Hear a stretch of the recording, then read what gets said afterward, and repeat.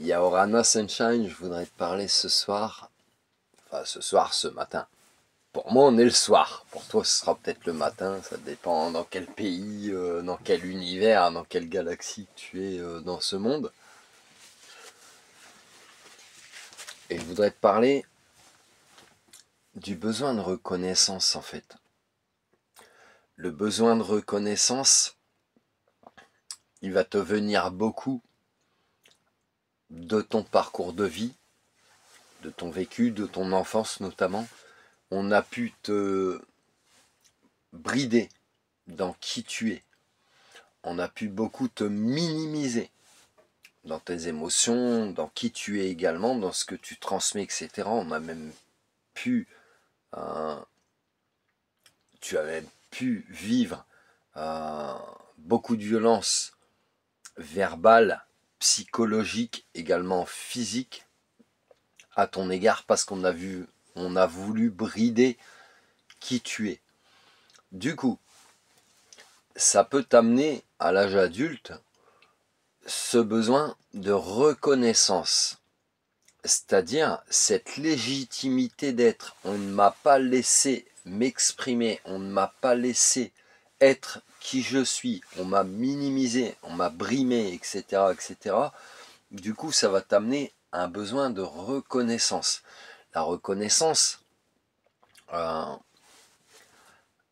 savoir que c'est pas forcément t'as pas forcément envie d'être sous les projecteurs, d'être une star, d'être millionnaire, etc. C'est le besoin de reconnaissance, c'est vraiment d'être qui tu es, mais avant tout, ok, tu as pu le vivre dans ton vécu, dans ton conditionnement, etc., etc., mais il t'appartient, switch your mind, sunshine, il t'appartient dans ce manque finalement de reconnaissance que tu as pu avoir de ton entourage familial, amical, relationnel, peu importe, et ça a peut-être été même des schémas répétitifs que tu as pu vivre, mais il t'appartient à toi de déjà toi-même t'apporter cette reconnaissance envers toi, c'est-à-dire d'accepter qui tu es, de voir quelle belle personne tu es, d'être, d'accepter cette légitimité d'être, en fait.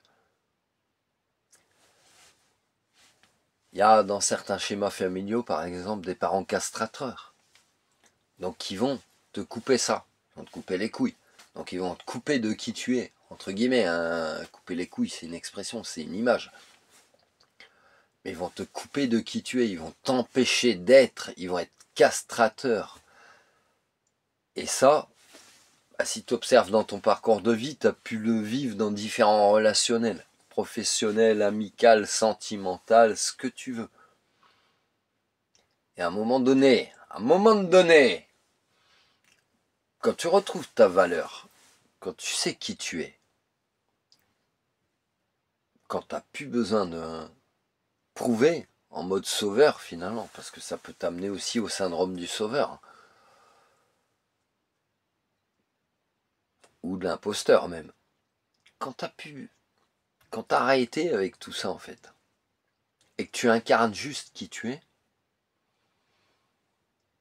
oh, petite crise de tabarnak, qu'est-ce que tu vas te sentir bien. Tu vas arrêter de te prouver déjà à l'extérieur, mais aussi d'essayer de te prouver à toi-même que ah, j'ai le droit d'être et d'exister dans ce monde. Mais pourquoi t'aurais jamais eu le droit d'être et d'exister dans ce monde? Puisque tu es venu sur cette terre.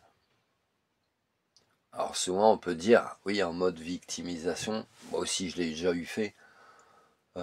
Moi j'ai pas demandé à naître sur cette planète. Bah c'est faux.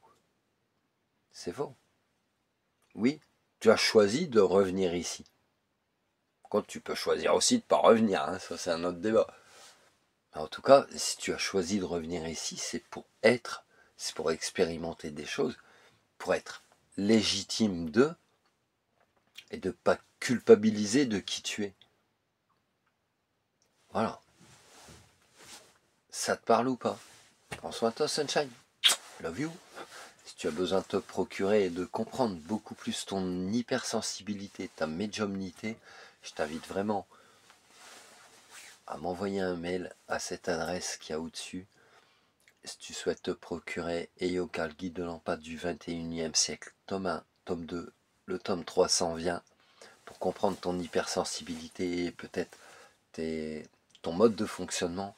Et Guerrier Arc-en-Ciel, relève-toi, lui, il t'amène un petit peu plus vers l'infini et au-delà. Il t'amène plus sur l'énergétique, la médiumnité, etc. Le tome 2 également, il s'en vient. Voilà. Prends soin de toi, Sunshine. Love you. Et franchement, oh, fous-toi la paix. Fous-toi la paix.